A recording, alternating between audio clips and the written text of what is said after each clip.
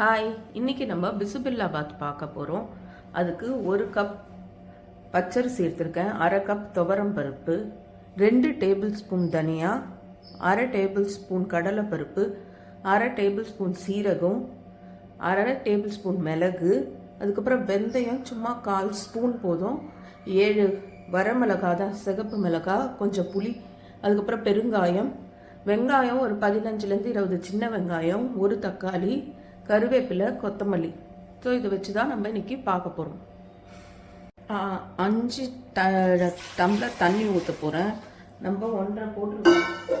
அதுக்கு நல்லா குழஞ்சி வரணும். 5 டம்ளர் தண்ணி, அதில் 1 ஸ்பூன் மஞ்சத்தூள்,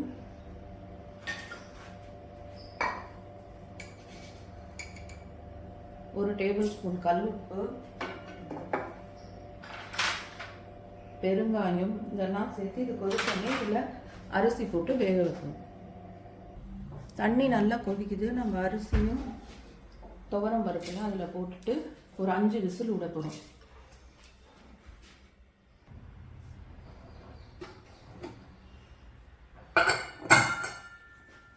நம்ம தேவையான பொருள் வதக்கலாம்.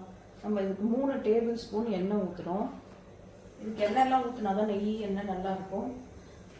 அது காஞ்ச உடனே கடுகு உளுத்தம் பருப்பு, எண்ணெய் காஞ்சிச்சு, கடுகு உளுத்தம் பருப்பு, சீரகம், கருவேப்பிலை, வெங்காயம் நல்லா வதங்கணும்.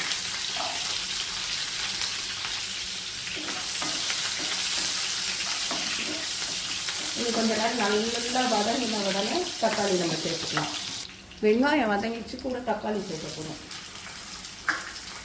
சேர்த்து நல்லா வதங்கணும். நல்லா வதங்கணும்.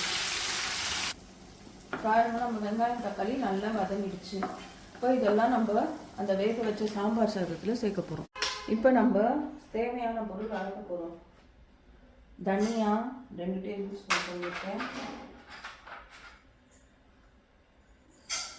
கடலை பருப்பு, சீரகம், மிளகு, காஞ்ச மிளகா, வெந்தயம் எல்லாம் ஸ்லோ ஃப்ளேமில் வறுக்க போகிறோம்னா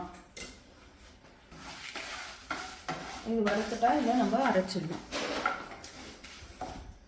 இப்போ பாருங்கள், நல்லா வெடிக்குது, சிகப்பாயிடுச்சு. இப்போ நம்ம எடுத்துடலாம், மிக்சியில் மாற்றிக்கலாம். நம்ம வெயிட் எடுத்துட்டு குக்கரை திறக்கலாம். பாருங்க, நல்லா வெந்துட்டு இருக்கு. இப்போ நம்ம அதெல்லாம் கலக்கலாம்.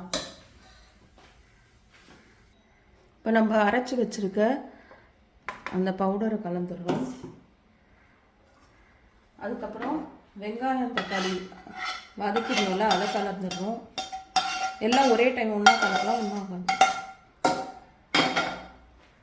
அதுக்கப்புறம் அந்த புளி தண்ணி இது எல்லாம் கலந்து கொஞ்சம் நெய்யும் ஊற்றிட்டு நல்லா மிக்ஸ் பண்ணிடணும். நல்ல நெய் இருந்தால் தான் இது வாசனையாக டேஸ்ட்டாக இருக்கும். போட்டுட்டு நம்ம கலந்துடணும். நம்ம சாம்பார் சாதம் ரெடி. கொஞ்சம் திக்காக இருக்க மாதிரி இருக்குன்னா இன்னும் கொஞ்சம் 1/2 டம்ளர் தண்ணி ஊற்றிக்கலாம். எங்களுக்கு தலைன்னு பிடிக்கும், அதனால 1 டம்ளர் தண்ணி ஊற்றிட்டு உப்பும் பார்த்துடுங்க, கரெக்டாக இருந்தால் உப்பையும் போட்டுட்டு கலந்துட்டா நம்ம சாம்பார் சாதம் ரெடி. பாருங்க, அவ்வளோதான்.